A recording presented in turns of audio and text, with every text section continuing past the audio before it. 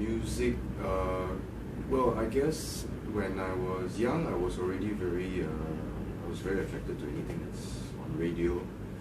So, I mean, sing along to songs and all that kind of thing. So, but basically, before I even went to school, I was already very into music. Then it's only in primary school, then that's when I first saw instruments. Then I naturally wanted to play, and I learned on my own. I picked up, I had a keyboard, small keyboard, and started playing around with it, and throughout I was just learning on my own. Yeah, I didn't really like schools, so it's more of ear training from young. Okay, if the question is that before I got into music production, then it was more of in fact, from the early beginning, it was already music production and composition. It means whatever I'm playing, I'm already trying to compose music. So that started even in primary school when I was playing around with my keyboards. So I was already trying to compose music. So based on what I hear on radio, like the melodies or the tunes that I'm hearing, I try to form my own. It's like I'm trying to copy but not copy. So in that sense, I was already sort of doing music production, but as a hobby, not professionally. Then it's only later part in life then I had the opportunity to join a studio. But that was 1995. Then that's where things started to become serious, and you know, you get paid for jobs and things like that. Before that, it was more hobby.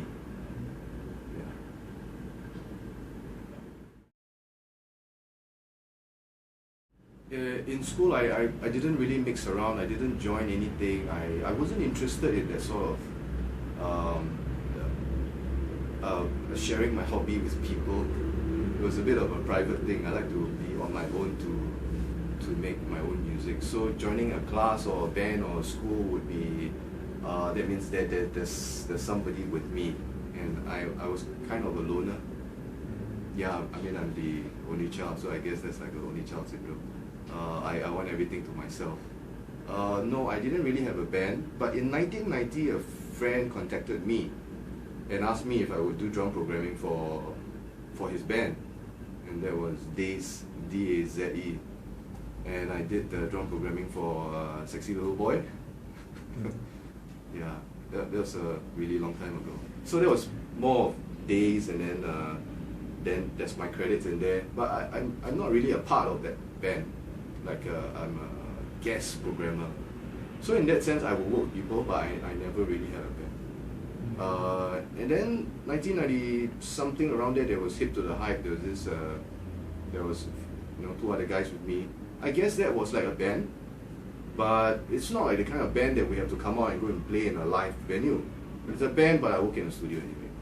So I had a group. So that was Hip to the Hype. That became Quad Mix later on. Well, you can call it a band. Yeah, I suppose.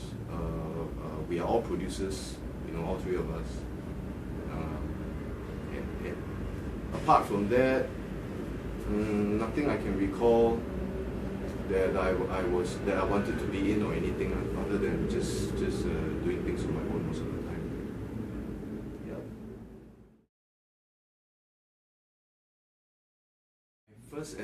My first attempt would be on a small Casio keyboard that runs on batteries, and it was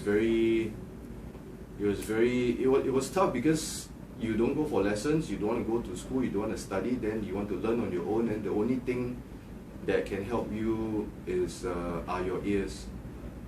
So it was very, very tough.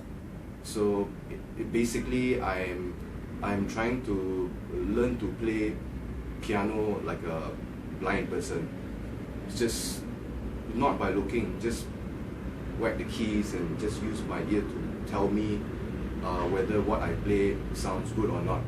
So if I hit a key that doesn't sound good, then I will try and hit other keys that sounds good, So I was fiddling my way around, and that was that was the initial difficulty, but again, that was in primary school. So if you do that long enough, you kind of learn this kind of skill in like blind playing, where you get very used to just not look and just use your ears to guide your hands. Yeah, like someone with eyes leading a blind man to cross the street. Yeah, it's a very, very strange thing, but that's the way I learned, and that was my difficulty at the beginning, but I got used to it and became very good at it. Yeah.